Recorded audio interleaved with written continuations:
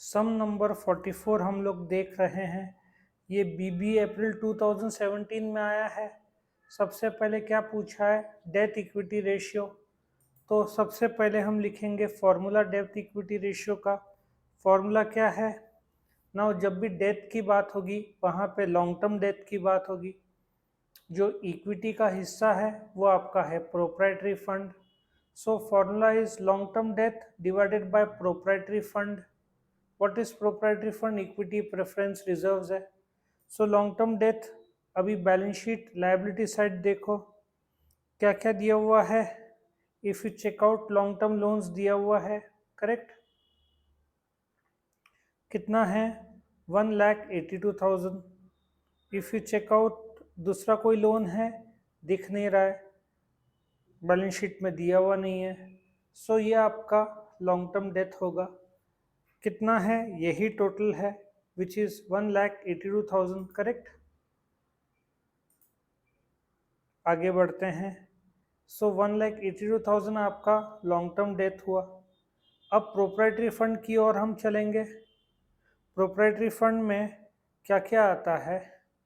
यहाँ पे सबसे पहले क्या दिया है?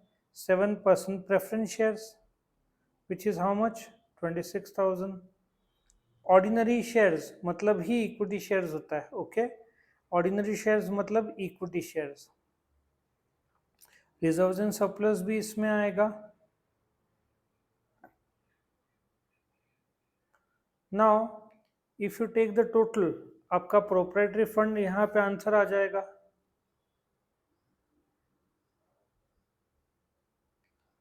कितना टोटल आ रहा है देखो, 2,60,000, correct.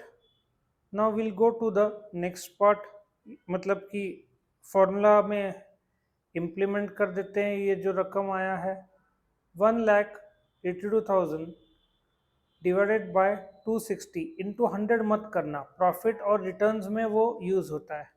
So if you calculate, आपका डेट इक्विटी रेशियो आएगा 0.7:1, मतलब जहाँ पे खुद का 1 रुपया है वहाँ पे 70 पैसे का लोन है। Now will go to the next part, which is the debtors turnover ratio. Debtors turnover ratio में न्यूमरेटर में क्या आएगा? Net credit sales. डिनोमिनेटर में क्या आएगा? Debtors plus bill receivable. Now सिर्फ सेल्स दिया हुआ है तो यू हैव टू एज्यूम कि total sales are credit sales, ठीक है। और कैश और क्रेडिट अलग से दिया होगा तो आप सिर्फ क्रेडिट सेल लेना। तो यहाँ पे नेट सेल्स में जो डेटर्स टर्नओवर रेशियो में नेट सेल्स दिया 390, तो आप वो यूज कर लो, डिवाइडेड बाय जो आपको डेटर्स प्लस बिल रिसीवेबल चाहिए, बैलेंस शीट एसेट साइड आओ। डेटर्स कितना है? 52,000। बिल रिसीवेबल दिया नहीं है तो हमने जीरो कर दिया। तो नाउ चेक करो, 3,90,000, ठीक है, अपॉन 52,000। याद रखो, सारे के सारे टर्नओवर रेशियो के आंसर हमेशा टाइम्स में आते हैं। सो डेटर्स टर्नओवर रेशियो 392 अपॉन 52, आपका आंसर आया 7.5 टाइम्स। अभी हम आगे बढ़ते हैं। नेक्स्ट क्या पूछा है आपको? Net profit ratio. सो सबसे पहले हम नेट प्रॉफिट रेशियो का फॉर्मूला लिखेंगे। फॉर्मूला क्या है? अच्छा, एक तो नेट प्रॉफिट बिफोर टैक्स बोला है इन लोगों ने, एक नेट प्रॉफिट आफ्टर टैक्स बोला है। कुछ बोला नहीं होगा तो हमेशा आप फॉर्मूले में नेट प्रॉफिट आफ्टर टैक्स लेंगे, okay. So net profit divided by net sales multiply by 100, क्योंकि प्रॉफिट है तो मल्टीप्लाई बाय 100 आपको करना है, ओके। अभी हम नेट प्रॉफिट देखते हैं। नेट प्रॉफिट रेडीमेड दिया है, ऑलवेज आफ्टर टैक्स लेना है, कुछ भी नहीं बोला है तो। और फिर नेट सेल्स भी रेडीमेड दिया है। देखो कितना इजी सम है, बस आपको फॉर्मूले में डालना है अभी और आंसर लाना है। सो 15,600 3,90,000 का क्या परसेंटेज है ये आपको बताना है। तो ये आपका हुआ नेट प्रॉफिट रेशियो का फॉर्मूला। अब आपको बस आंसर लाना है। कितना आंसर आएगा? आंसर आ रहा है 4%, करेक्ट। आगे क्या पूछा है, ऑपरेटिंग एक्सपेंसेस। नाउ ध्यान से सुनना, एक होता है ऑपरेटिंग एक्सपेंसेस रेशियो जो आपको सिर्फ profit and loss account debit side से मिलेगा, एक होता है ऑपरेटिंग रेशियो जो आपको trading debit cost of goods sold और P&L डेबिट ऑपरेटिंग एक्सपेंसेस, ये दोनों as a percentage of sales होगा। सो ऑपरेटिंग एक्सपेंसेस आपको P&L डेबिट में मिलेगा, या तो वो लोग रेडीमेड ऑपरेटिंग एक्सपेंसेस बोलेंगे, नहीं बोला तो फैक्ट्री, एडमिन, सेलिंग, डिस्ट्रीब्यूशन, ये खर्चे प्रॉफिट एंड लॉस डेबिट में। ना ये फॉर्मेट या तो दिया रहेगा या तो सम में, जैसे आपके 44th सम में एक वर्टिकल स्टेटमेंट दिया हुआ है, ठीक है। सो यहाँ पे एडमिनिस्ट्रेशन एंड सेलिंग एक्सपेंसेस दिया है, तो वही आपका ऑपरेटिंग एक्सपेंसेस काउंट होगा, करेक्ट। सो आपका ऑपरेटिंग एक्सपेंसेस कितना माना जाएगा, 22,750। ना सिंपल सा है, ये जो 22,750 है, ये as a percentage of sales क्या है, ये हमको बताना है, ये हमको निकालना है। सो ऑपरेटिंग एक्सपेंसेस 22,750 है, और नेट सेल्स तो रेडीमेड दिया हुआ है 390,000। बस अभी आपको परसेंटेज निकालना है और आंसर लाना है। ये रेशियो है ऑपरेटिंग एक्सपेंसेस रेशियो, कंफ्यूज मत करना। ऑपरेटिंग एक्सपेंसेस एक्सक्लूसिव सिर्फ P&L डेबिट में जो कंपनी चलाने के लिए खर्चा करते हैं, वो as a percentage of sales क्या है वो हम बताते हैं। और ऑपरेटिंग रेशियो जो इसके बाद आने वाला है, वो ट्रेडिंग डेबिट COGS प्लस ये दोनों आता है।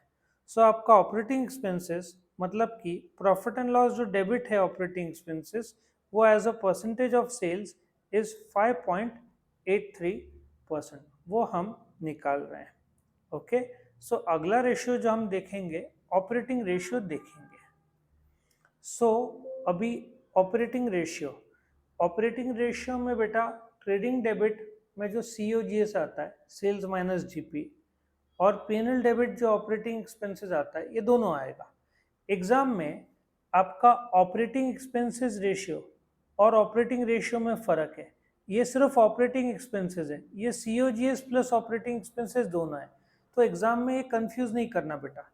कॉस्ट ऑफ गुड्स सोल्ड इन्होंने खुद ने रेडीमेड दिया है, नहीं दिया तो आप सेल्स माइनस GP करो, या तो ट्रेडिंग डेबिट में opening plus purchase plus wages less closing stock से भी आपका आंसर आ जाएगा। मतलब कि ट्रेडिंग डेबिट सब कुछ GP छोड़कर minus trading credit minus closing stock कर लेना।